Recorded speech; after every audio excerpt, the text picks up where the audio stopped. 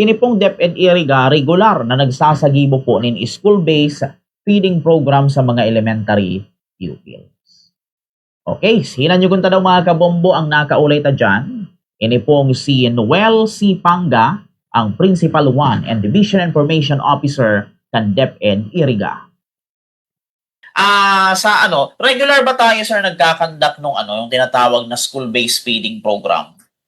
Ay, opo, sir. Opo. Ang feeding program po kasi, yan, para sa mga, usually sa yan, sa elementary. Opo. Public.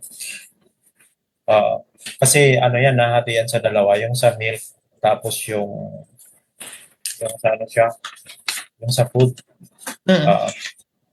Actually, yung sa yan, yung sa tinatawag nilang nutritious food. Mga tinapay, bread, and others. May nakita nga ako sir doon sa office. May bigas doon, tapos may mga tinapay na usually binibigay sa mga estudyante namin. Ang po niya, dito po sa Iriga, doon po sa NFP, kasi humingi ako sir ng data kasi baka tanungin mo ako. May 4,052 po siya na beneficiary. Dito lang po yan sa Iriga. Yung sa kinder nga, nasa 1,963. Tapos, pinag-determine po kasi sir kung severely wasted saka number of wasted. Out of 14,672, ang po niya, ang beneficiary po yata nito ay 4,052 para sa NFP. So, i-determine na yung nutritional status. So, may data po na hihingi po dyan ang DepEd. Tapos doon naman po sa milk, nasa 3,087 lang po siya. Tapos may mga school, halimbawa yung Don Lazaro, Francia, Iriga, Salvacion, San Agustin, San Francisco. Tapos po yung San Miguel, San Jose, San Nicolas, Santa Cruz. Tapos yung sa Sky. Tapos halos naman po sir lang elementary. Sa Iriga, public nga lang. Opo. So, ito sir, maitanong ko. May data kayo sir kung ilan yung mga malnourished na bata dito sa DepEd Iriga? Siguro hindi naman natin mapaviolate yung privacy, Figure lang naman.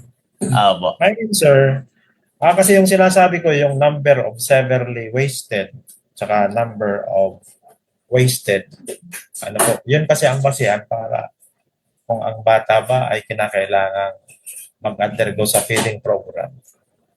So, yun. May data po kami, sir. Doon po sa number of wasted, nasa 1,473. Doon naman sa number of severely wasted, 616. Severely wasted. Kumbaga medyo, na talaga. Pero may naman, kasi minomonitor po yan ng health section namin. Alright. So, isa po yan sa isa po yan sa binibigyan ng malaking budget, sir, ng DepEd. Nationwide po yan. Yung sa feeding program po. Kung matatandaan mo po, sir, yung time namin, medyo matanda kasi ako sa iyo. Yung Nutriban. Noon. Tapos may gatas pa noon. Tapos yung bulgur. Ngayon, iba na, marami na eh. May time nga noon, sir, na kahit nga vegetables, squash, mga gulay, etc. Binibigyan yung mga bata. Bigas.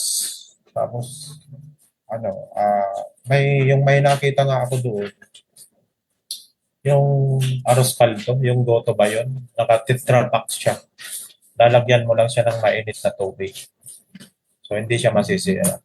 Kasi, ina-assure naman namin na yung expiration, isa yun sa tinitingnan namin.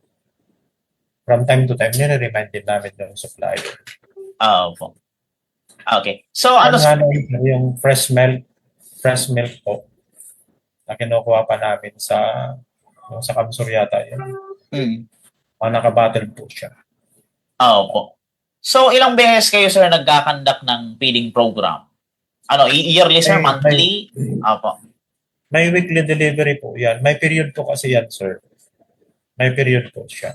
Ngayon, mayroon pa po. Just recently nga, the other day, may delivery po dun sa school. Kasi may mga beneficiary din po kami. Opo. Complete po. Hindi lang pa ako masyadong sigurado kung ilang number of days po yan. Pero medyo matagal-tagal din po siya. Kasi parang cycle po yan, sir. Cycle.